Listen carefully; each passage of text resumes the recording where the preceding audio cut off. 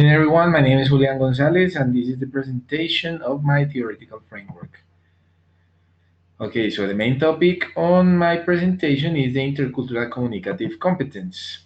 The topics that I will mention are the introduction, intercultural communicative competence, language and diversity, how to teach culture in the English foreign language classroom, how to handle language stereotyping in the English language foreign language classroom, becoming interculturally competent, intercultural communication, as is in the intercultural competence, and the role of culture in the English foreign language classroom, and the conclusion. To start, I have a little introduction in which I mention some of the challenges that the teachers face and key concepts such as culture, stereotyping, and intercultural communicative competence. I have a little citation just to refer to different English levels, let's say, that all our classes have.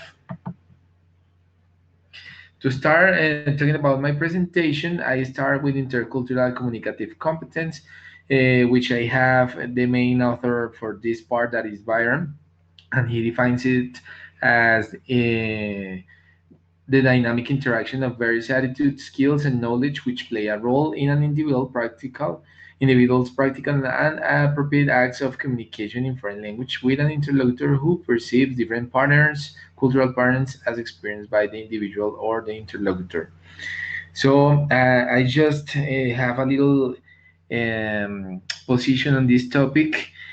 And I mentioned that this is a process of self reflection in which, before communicating with another one, we need to evaluate ourselves and understand diversities. And then I have language and diversity, in which I mention some important aspects. For instance, I have Villanueva and Smitherman that suggest that educators, to avoid getting a zero tolerance spot in which learners will have to be punished for their sentence construction mistakes. So I just mentioned language and diversity here to understand it as, for instance, in times when our students make mistakes in our classroom. So we need to cope with those mistakes and help the students understand that the cultures are different and languages are different, and those are just simple mistakes they make when they are learning the language. Then I have how to teach culture in the English foreign language classroom. I start with several definitions of culture first from different authors, and after that I include how it should be taught in class. So in this part, I have a little definition of culture by Cranch. That is, culture is conceived as a co-constructed membership in a discourse community that shares a common social space and history and common imaginings. Then I have a little opinion by Tavares and Calcavanti, and that mentioned that the objective of teaching culture is to increase the students' awareness, to develop their curiosity towards the target culture and their own, helping them to make comparisons among cultures. So I think this was very important because as educators, maybe we sometimes forget our students to not just learn a new culture, but also make their own culture stronger. I continue with how to handle language stereotyping in the English foreign language classroom. And I just define what stereotyping means. Um, for instance, I have a book that states that for avoiding stereotyping in the classroom, it is necessary to adapt the model of teaching English as a dynamic language that promotes language variation and language diversity. So we need to make our students see that language is something that varies and that is diverse, and not all the contexts are going to be the same.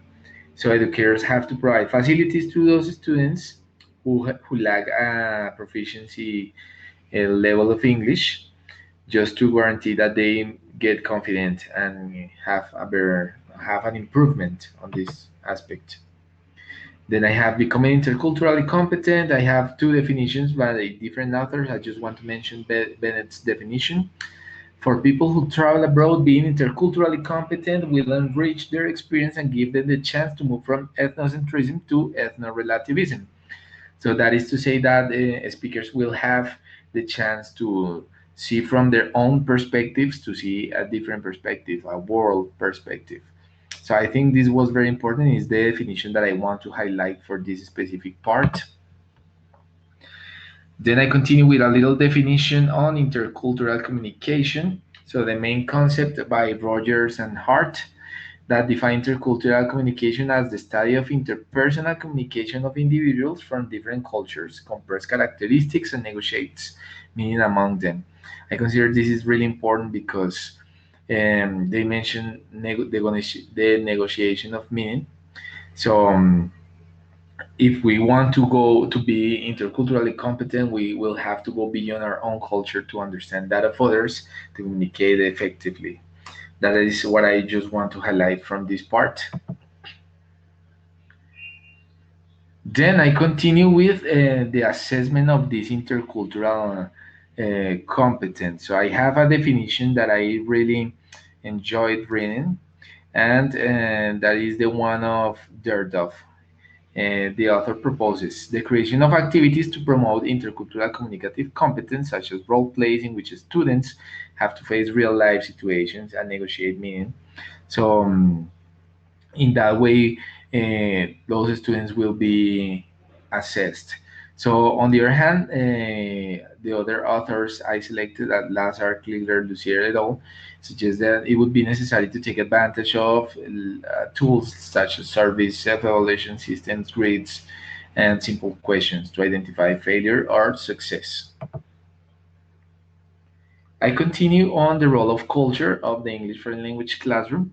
I define culture by some authors, different authors here, and then by the end, I have a little opinion on this part. And I just want to mention that um, we need to. I want to highlight this part that the authors, for instance, Belioris mentioned that the role of the teacher is not only to transmit knowledge, but also taking into account emotional intelligence, and that is part of the role of culture in the classroom.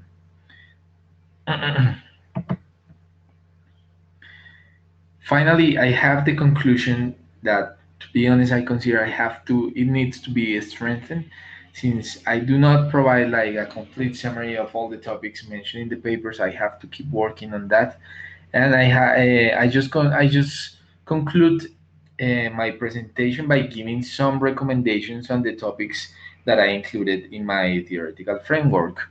I just mentioned like stereotyping, culture, intercultural communicative competence.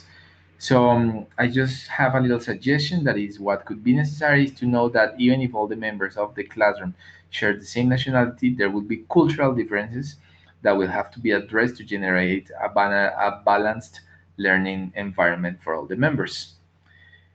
Finally, these are some of the references that I included. Well, I have more references, of course, but I just wanted to show you the ones that I selected in this part. Thank you so much.